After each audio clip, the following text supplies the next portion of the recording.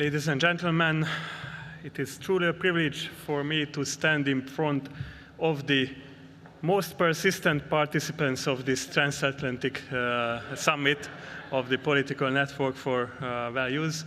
And also I would like to thank the organizers for granting me the honor to chair this panel on religious freedom and serve together with such distinguished fellow panelists as Mr. Michal Považan, who is the director of the Bureau of the Commissioner of the Slovak government for the protection of freedom of religion or belief. Mr. Paul Coleman, who is the executive director of Alliance for Defending Freedom International. And Pastor Andrew Brunson, who is a special advisor for religious freedom at Family Research Council from the USA, former prisoner of faith, and also a fellow Hungarian compatriot. Welcome, all of you, to Hungary. Welcome back home, Pastor. Since the beginning of civilization, religion has been an integral part of our identity. The culture, philosophy, but also the politics of each age are incomprehensible without the religious conception that prevails in the given place. Freedom of religion affects all cultures, nations, religions, and political systems, as it is one of the first-generation fundamental freedoms. Today, however, 80% of the world's population lives in countries where a religious or belief group is threatened or discriminated against. Few people in other parts of the world know, but religious freedom in the legal sense is also a Hungarian invention.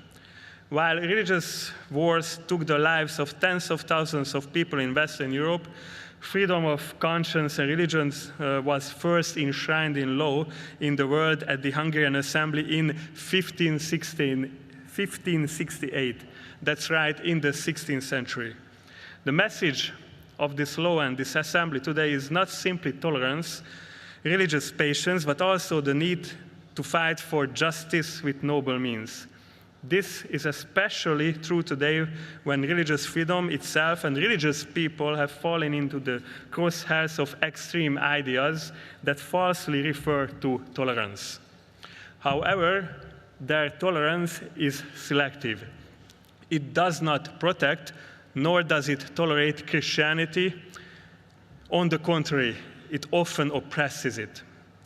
Recently, just to give you one example, a document from a European Parliamentary Forum for Sexual and Reproductive Rights called Christian organizations religious extremists, such as the Alliance for Defending Freedom, a long-running human rights NGO whose representative I can greet among the panel members now and for whose work we are very proud of.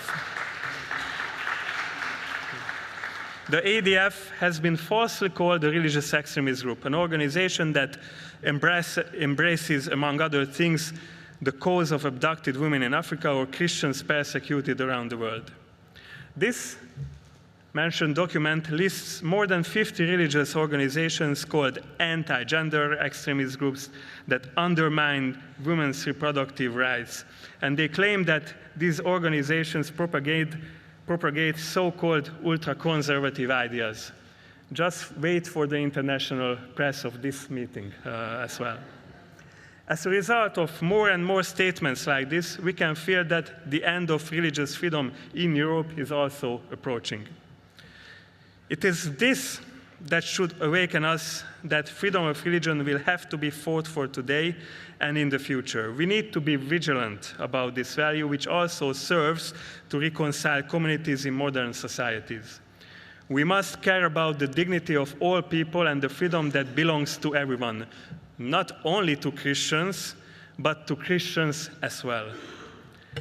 Ladies and gentlemen, this fundamental right is under attack in a way never seen before, also in the world outside of Europe.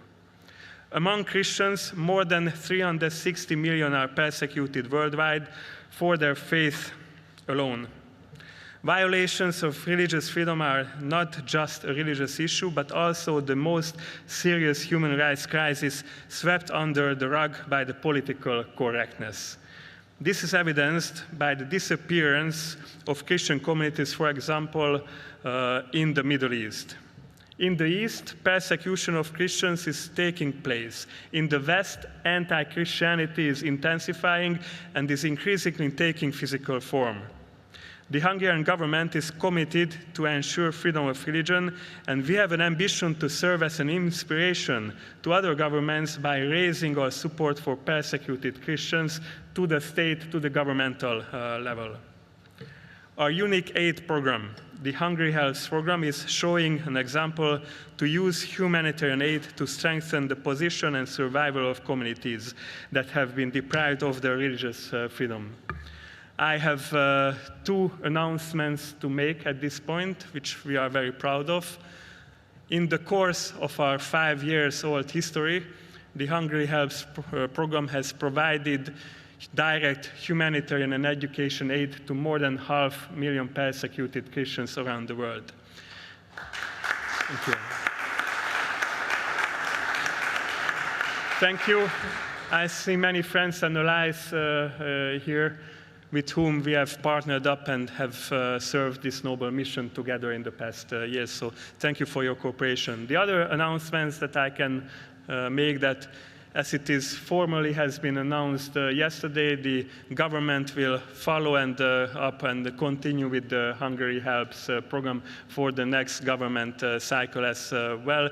We will not leave any persecuted Christians behind, and I welcome and I invite you to join this cause for the next years also.